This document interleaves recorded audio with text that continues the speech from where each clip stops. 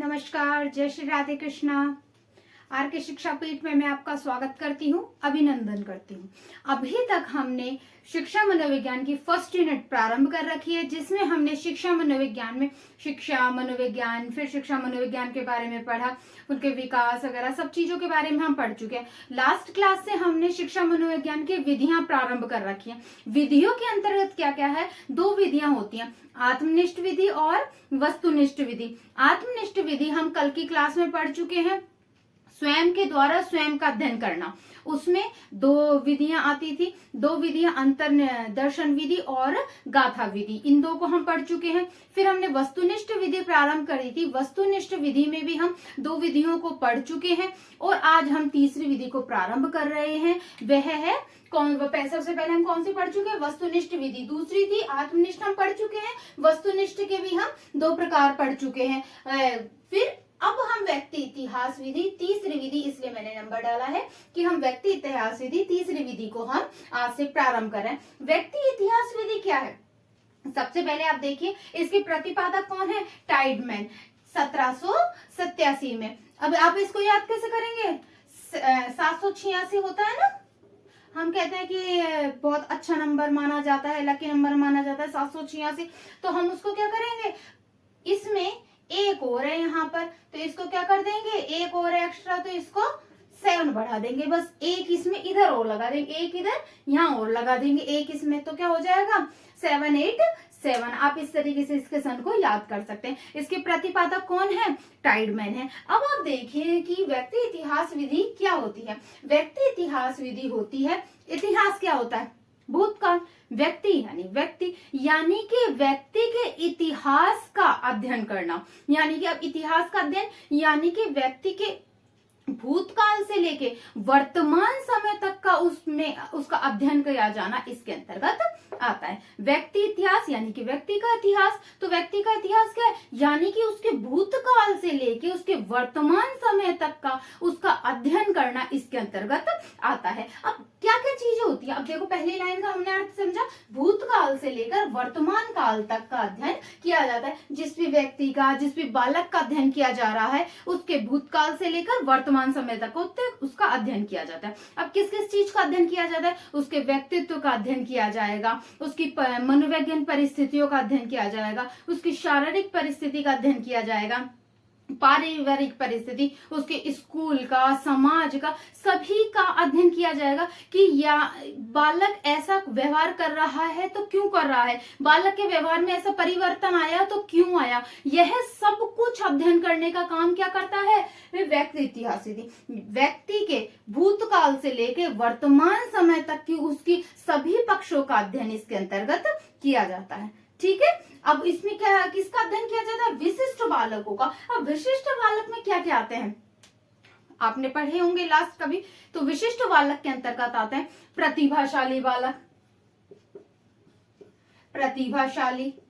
प्रतिभाशाली के अलावा सिर्फ हम प्रतिभाशाली को विशिष्ट बालक नहीं कह सकते, मंदबुद्धि बालक भी इसके अंतर्गत आ जाएंगे, मंदबुद्धि बालक भी इसके अंतर्गत आ जाएंगे, और समस्यात्मक बालक भी इसके अंतर्गत आ जाएंगे, समस्यात्मक बालक भी इसके अंतर्गत आ जाएंगे। कोई भी जो अलग हैं, जो सामान्य से अलग हैं, वो सभी क्या हो गए? विशिष्ट हो गए। अब आप उसको चाहे प्रतिभावान में मानो, चाहे मंदबुद्धि मानो, चाहे मानसिक रोगी मानो, कोई भी मानो, जो सामान्य से अलग है उसको आप विशिष्ट मान लेना, चाहे वो ज्यादा इंटेलिजेंट हो, चाहे फिर वो ज्यादा कमजोर हो। तो यानी कि आप विशिष्ट बालक समझे, जो सामान्य से अलग हो, चाहे ज्यादा हो चाहे कम हो, वो सभी बालक किसके अंतर्गत आ जाएंगे? विशिष्ट बालक के अंतर्गत आ जाएंगे। और इसमें अध्ययन किसका किया जाता है? भूतकाल से लेके वर्तमान काल तक का उसकी परिस्थितियों का अध्ययन किया जाता है।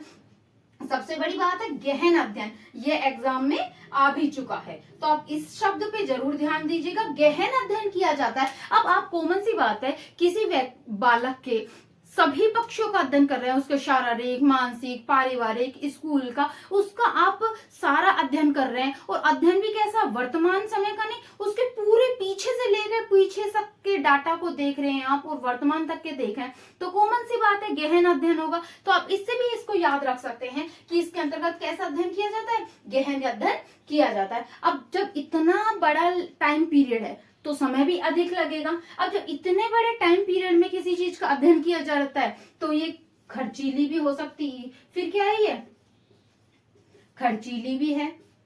और स्पेशली बात, जो व्यक्ति अध्ययन कर रहा है, इसमें बस एक बात है कि जो व्यक्ति या जो भी है अध्ययन करता है वह प्रशिक्षित होना चाहिए। उसे पता होना चाहिए कि कौन कौन से पक्षों को मुझे ग्रहण करना है, किन किन पक्षों का मुझे अध्ययन करना है। तो वह इसमें प्रशिक्षित व्यक्तियों का होना अति आवश्यक है। ठीक है, अब आप देखिए एक बार और, शिक्षा मनोविज्ञान की कौन कौन सी विधियां, आत्मनिष्ठ विधि, वस्तुनिष्ठ विधि।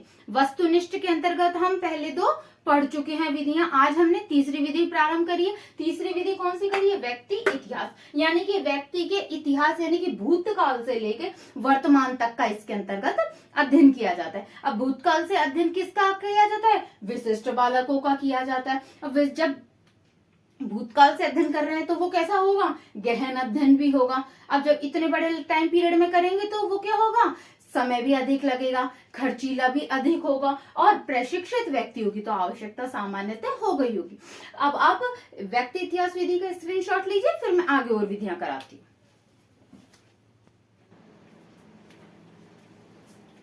देखिए लास्ट स्लाइड में हमने एक वस्तुनिष्ठ की विधि का प्रकार पढ़ लिया। अब दूसरा प्रकार क्या है, प्रश्नावली विधि। प्रश्नावली विधि क्या होती है, प्रश्न होते हैं इसके अंतर्गत।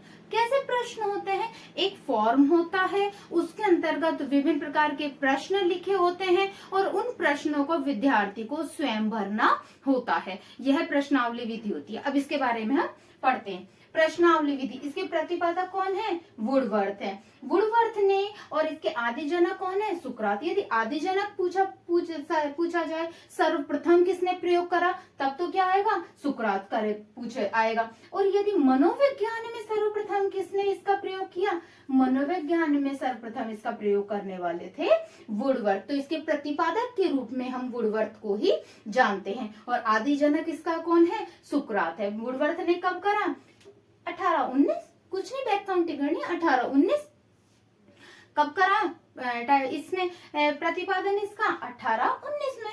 बस ऐसे याद कर लेना आप। प्रतिपादक कौन है, वुडवर्थ। प्रतिपादन कब किया, 1819 में। यह है, अब आपको मैंने बताया प्रश्नावली विधि क्या होती है, प्रश्नों का एक फॉर्म होता है जिसे विद्यार्थी को स्वयं भरना होता है। अब किस प्रकार की होती है, ये कितने प्रकार होता है, यह 4 प्रकार की होती है। कौन कौन सी होती है, खुली या मुक्त प्रश्नावली, प्रतिबंधित प्रश्नावली, या फिर इसको बंद प्रश्नावली भी कह सकते हैं, बंद प्रश्नावली, चित्रित प्रश्नावली और मिश्रित प्रश्नावली। अब आप देखिए इनके अंतर्गत क्या क्या होता है, क्या क्या होता है। सबसे पहली है खुली प्रश्नावली। इसमें जो फॉर्म होता है उसमें प्रश्न पूछे जाते हैं। उस प्रश्न में जो आंसर देने वाला व्यक्ति है या विद्यार्थी है वो खुलकर अपने विचार लिख सकता है। जैसे आपसे कहा जाए कि मैडम कैसा पढ़ाती हैं, तो आप कहेंगे ऐसा पढ़ाती हैं, ऐसा बोलती हैं, इस तरीके से लिखती हैं। आप खुलकर अपने विचार लिख सकते हैं उसमें आंसर। तो वो क्या हो गया, खुली प्रश्नावली। प्रतिबंधित प्रश्नावली, प्रतिबंधित प्रश्नावली यानी बंद प्रश्नावली। इसमें आप अपने विचारों को खुलकर प्रकट नहीं कर सकते, हाँ या ना में जवाब दिया जाता है। मैडम अच्छा पढ़ाती हैं, हाँ या ना, सिर्फ आपको हाँ ना में जवाब देना, हाँ या ना। आप यह नहीं कह सकते कि ऐसा इसलिए पढ़ाती हैं, ये करती हैं, वो करती हैं। आप कुछ भी अपना विचार नहीं लिख सकते। यह बंद प्रश्नावली हो गई। खुली में खुलकर विचार लिखना, बंद में बंद विचार, यानी कि इसमें आपको सिर्फ हाँ ना का जवाब देना है। फिर तीसरी प्रश्नावली होती है चित्रित प्रश्नावली, यानी कि इसमें 4 चित्र दिए जाते हैं। प्रश्न होता है ऊपर, नीचे 4 चित्र होते हैं, उनमें से एक को हमें सही उत्तर के रूप में चुनना होता है। मिश्रित प्रश्नावली, मिश्रित प्रश्नावली के अंतर्गत इन तीनों की विशेषता आती है। कहीं कहीं कुछ प्रश्न ऐसे होंगे जहां पर आप खुलकर अपने विचार रख सकते हैं, कहीं कहीं प्रश्न ऐसे होंगे जहां सिर्फ आपको हाँ ना में जवाब देना है, और कुछ प्रश्न ऐसे होंगे जिनमें चित्र भी होगा। तो प्रश्नावली विधि, प्रश्नों का एक फॉर्म होता है, विद्यार्थी को स्वयं भरना होता है। कितने प्रकार की होती है, 4 प्रकार की होती है। खुली में खुलकर विचार रख सकता है, बंद में हाँ ना में जवाब देना होता है, चित्रित में 4 चित्रों में से एक चित्र को चुनना होता है, मिश्रित में इन सभी का संकलन होता है। इसका स्क्रीनशॉट लीजिए, फिर हम और विधि करते हैं।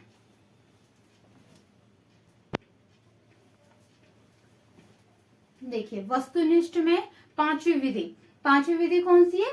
मनोविश्लेषण विधि, मन के विश्लेषण की विधि। इसका खंडन करेंगे तो क्या हो गया? मन के विश्लेषण की विधि। इसका प्रतिपादन किसने किया है? सिगमंड फ्राइड के द्वारा। सिगमंड फ्राइड वही है जिन्होंने हमारे चेतन व अचेतन मन का अध्ययन किया है। यह कहते हैं कि हमारा चेतन मन तो सिर्फ 1/10 भाग ही है, 9/10 तो हमारा अचेतन मन है। तो अचेतन मन के अध्ययन का पे ये जोर देते हैं। तो इन्होंने किस अध्ययन का कहा है? अचेतन मन के अध्ययन का कहा है। अचेतन मन की बात की, जो भी व्यक्ति के विचार होते हैं, दमित इच्छाएं होती हैं, भावनाएं होती हैं, जो कई ऐसी बातें होती हैं जिनको वह सबके सामने प्रकट नहीं कर सकता, ऐसी कुछ मूल प्रवृत्तियां होती हैं, कुछ भी विचार होते हैं जिनको वह पूरा नहीं कर पाया, दमित इच्छाएं होती हैं, बहुत सी इच्छाएं होती हैं, वह सब हमारी एकत्रित कहाँ हो जाती हैं? अचेतन मन में हो जाती हैं। तो व्यक्ति को यदि अध्ययन करना है तो हमें अचेतन मन का अध्ययन करना पड़ेगा। यदि व्यक्ति का, बालक का अध्ययन करना है तो हमें किसका अध्ययन करना पड़ेगा? अचेतन मन का अध्ययन करना पड़ेगा। इन्होंने कितने प्रकार की विधियां बताई हैं इसी का? स्वतंत्र साहचर्य विधि, स्वपन विश्लेषण विधि, और तीसरी है शब्द संपर्क या शब्द पूर्ति विधि। स्वतंत्र साहचर्य विधि के अंतर्गत, स्वतंत्र साहचर्य विधि के अंतर्गत क्या आता है? इसका होता है स्वतंत्र साहचर्य। स्वतंत्र यानी पूर्णतः जो बोलने वाला होता है, जिसका अध्ययन किया जा रहा है, वह पूर्णतः स्वतंत्र होता है। यानी कि उसके जो अचेतन मन का अध्ययन किया जाता है वह स्वतंत्र वातावरण में किया जाता है। कैसे? कि जिसका अध्ययन करना है वो जो मनोवैज्ञानिक है, जो भी उसका जांच करने वाला है, वो इस तरीके का वातावरण बनाता है कि जो ना बताने वाली बातें भी हैं वो भी वह स्वयं ही बताने लग जाता है। जैसे इसके अंतर्गत स्वतंत्र साहचर्य का कैसा, आप एक एग्जांपल देखो। मान लो आपको जानना है कि बच्चे ने चोरी करी है या नहीं करी। अब आप उससे डायरेक्ट पूछो, बेटा आपने ये चोरी करी है? नहीं, ऐसे थोड़ी ना जवाब देगा। तो आप उसके साथ वो बैठो। अरे कई बार क्या होता है, हमारी इच्छाएं पूरी नहीं होती हैं तो हम किसी से मांगते हैं तो दे देता है, अगर कोई नहीं देता तो कई बार क्या चोरी, अरे मैंने तो बचपन में एक बार ऐसी चोरी करी थी, मैंने पेंसिल उठा ली थी, एक बार तो मैंने ऐसी चोरी करी थी। वो उसको इस तरीके का माहौल बना देगा कि वो चाहकर भी अपनी बात को नहीं रोक पाएगा। बालक खुद पे कह देगा, हाँ मैंने भी एक चोरी तो करी थी, मैंने उसकी है ना नोटबुक ले ली थी। तो अपने आप बालक ने अपने उसको ऐसा माहौल बनाया कि वो अपने आप ही अपनी बात को बोल गया कि हाँ मैंने भी चोरी करी थी। आप उससे डायरेक्ट पूछते कि तुमने चोरी करी, वो नहीं जवाब देता। पर ऐसा वातावरण बनाया गया कि उसने स्वयं ही अपनी बात को कह दिया। तो स्वतंत्र साहचर्य में जिसका अध्ययन किया जाता है वह बालक स्वतंत्र रूप से उसको रखा जाता है और उसके अचेतन मन का इस प्रकार से अध्ययन किया जाता है।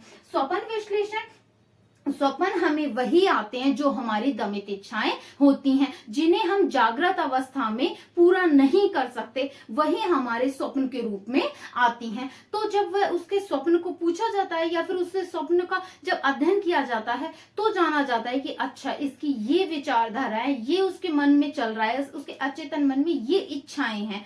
तो स्वप्न का विश्लेषण करके उसके बारे में अध्ययन किया जाता है। तीसरी है शब्द संपर्क, यह अभी नई विधि है, शब्द संपर्क या शब्द पूर्ति विधि। इसके अंतर्गत क्या होता है? शब्दों की पूर्ति करना। शब्दों की पूर्ति करने का मतलब है जैसे कोई भी लाइन को बोलकर या लिखकर अधूरा छोड़ दिया जाता है, फिर उसके आगे उस बालक को उस लाइन को पूरा करना होता है। कैसे? अगर जैसे एग्जाम्पल में देखो, उसने एक लाइन लिखी, गंगा निकलती है, गंगा निकलती है, सिर्फ इतना लिखा। अब वो बच्चे की भावना अंदर से उसकी कैसे निकलेंगी? एक तो कहेगा गंगा पहाड़ों से निकलती है, दूसरे कहेंगे गंगा शाम को इस रास्ते से जाती है। यानी कि एक ही बात को वह अपने अंदर मन के हिसाब से वो बताएगा। तो ये क्या हो गया कि शब्द साहचर्य। या फिर ऐसे आ जाए कि मुझे एक गलती माफ हो तो, मेरी एक सजा माफ हो तो मैं क्या करूंगा? फिर वो मुझे एक सजा माफ हो तो फिर आगे लिखना होता है क्या कि मैं उसको जान से मार दूंगा, या फिर मैं आसमान में उड़ूंगा, मैं बैंक लूट लूंगा, मैं ये काम करूंगा। तो यानी कि उसके जो मन के जो भाव है, जो दमित इच्छाएं उसकी वो निकल कर आ जाएंगी। यानी कि क्या कहेंगे, अधूरे शब्द को लिखकर फिर उससे उसकी पूर्ति कराई जाती है ताकि उसकी भावनाएं निकलकर बाहर आ जाएं। अब आपने देखा मनोविश्लेषण वार, मन का विश्लेषण, मन का विस्तार करना किसने दिया, सिगमंड फ्राइड ने दिया। किसका अध्ययन किया जाता है, अचेतन मन का अध्ययन किया जाता है। कितने प्रकार, स्वतंत्र साहचर्य, स्वप्न विश्लेषण, शब्द स्वतंत्र में स्वतंत्र वातावरण दिया जाता है, उसमें बालक के व्यवहार का अध्ययन किया जाता है। स्वप्न में बालक के स्वप्न का अध्ययन किया जाता है, उसके हिसाब से उसके व्यवहार का अध्ययन किया जाता है। शब्द पूर्ति में या शब्द साहचर्य में कुछ अधूरे शब्द दिए जाते हैं, उनकी पूर्ति बालक के द्वारा कराई जाती है। आज हमने यह विधियां पढ़ी हैं, कल की क्लास में है और वस्तुनिष्ठ विधियों में बची हैं। बस कल की क्लास में फिर हमारी विधियों का टॉपिक कंप्लीट हो जाएगा और आप इनको साथ के साथ नोट्स बनाते चलिए। और आपको यदि क्लास पसंद आती है तो आप अपने जो भी साथी हैं उनको शेयर कीजिए और लाइक कीजिए, सब्सक्राइब कीजिए। Thank you.